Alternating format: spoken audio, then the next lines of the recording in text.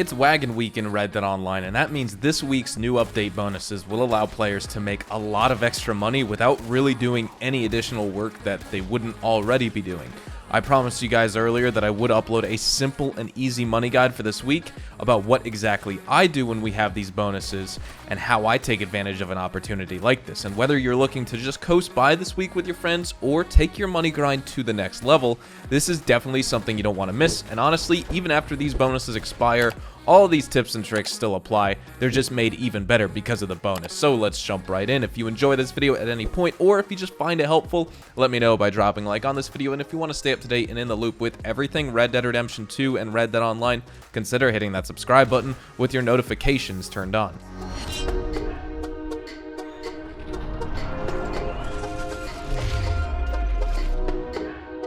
So the bonus, all trader sell missions this week are doling out 50% extra Red Dead Online money. That means the usual 100 good trader delivery long distance sell nets you $625, but this week you'll be making $940 per 100 good long distance sell. Now for those of you Red Dead Online professionals out there, the trader role, I would wager, has become just another everyday task for you as a player. You log on, and depending on what your priorities are, you either run a resupply or you buy supplies to keep your business in production. But how do you go about getting materials without wasting time? I want to split this video into two parts, a standard guide first, and then more of the expert level and advanced player method in the second half of this video. So wherever you fall, check out the timestamps below. Starting with the beginner method, the players who most need the 50% bonus are probably just getting into Red Dead Online roles, and specifically the trader. It's definitely a great one for making money.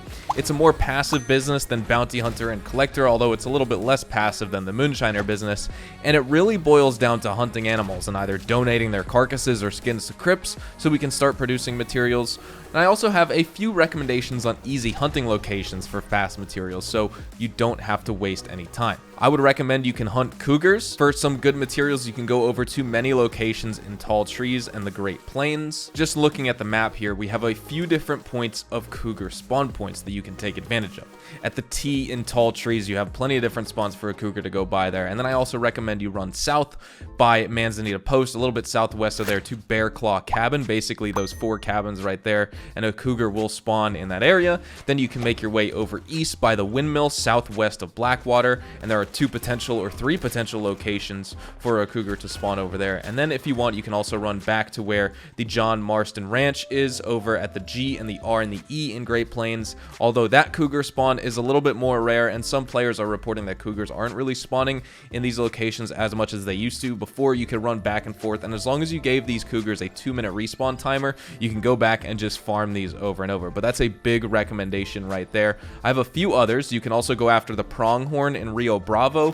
Pronghorn will only yield you about 5 to 7 materials, whereas the cougars will get you about 16 for a 3-star cougar. So the pronghorn, you will need to hunt more to get a lot of materials, but of course there's no shortage of desert pronghorn over in Rio Bravo, and that's a great spot if you want to set up your camp nearby and hunt those pronghorn over there. And then if you want to get deer, cougars, and then pronghorn, you can go over to Little Creek as well. There's plenty of camp locations, and you can set up camp in any of those spots and hunt all the animals in the area. Those respawn a ton, and it's just easy hunting materials that you can gather, so you can then donate those carcasses and those pelts to crypts. Now, I would obviously say to make appropriate use of your hunting wagon as well, load it to the max with animal carcasses so you don't necessarily have to rely on using your horse to bring one animal at a time back to camp. And remember, you can call and send your wagon away without losing the carcasses inside of it. So call it to fill it up with animals, then send it away, run and get back to camp, and then call it back to donate those animal carcasses inside. It will save you a ton of valuable time. Now, for the advanced method on getting easy materials, you're going to need the naturalist role, of course. And then we've talked about this in previous videos. You want to avoid hunting normal animals and focus on the high value legendaries. You always kill the legendary free roam animals if you're lucky enough to find them, because they are valuable materials for crypts. But I would recommend that you focus on the Harrier Animal legendary sighting missions to do most of the legwork when hunting these legendary animals. Now, in terms of the best animals to go for here, it actually does matter which animal you choose to hunt. There's 2 methods of going about it, and there are some animals which are worth a ton of materials, but the missions may take a long time. For example, those would be the Golden Spirit Bear, the Sapa Cougar, and even the Cross Fox missions. One of the variants of the Cross Fox mission can take 15-20 minutes. Some of the others can pass by really fast. But then there are other missions like the banded gator, milk coyote, night beaver, and even the Anami elk, and these are missions that yield less materials for the animals you're hunting down, but the missions only take you at most like 3 or like 5 minutes, which is going to save you a ton of time and be much more productive and efficient than spending 15 minutes hunting down animals that will only give you like 15 more materials, because you can always just go back and run another quick and easy legendary sighting mission later. So as you can see from this legendary animal material chart on screen, you want to hunt animals that yield large amounts of materials, but also are animals in missions that don't take a lot of time. The whole purpose of hunting legendaries as opposed to normal animals is to be more productive, more efficient, and more of an effective trader, right? So I want to talk about some other activities you can do in the meantime while you're producing trader. You can go free roam bounty hunting and collecting during that time for even more cash and gold. I have a ton of guides on earning cash and gold in the game at faster rates. Basically what you want to do is spend between 9 and 12 minutes on a bounty, go collecting, and then finish that bounty after 9 or 12 minutes has passed, depending on if you're looking for earning 24 gold nuggets in 9 minutes or 32 gold nuggets. I'll have some helpful gold fast links down in the description below.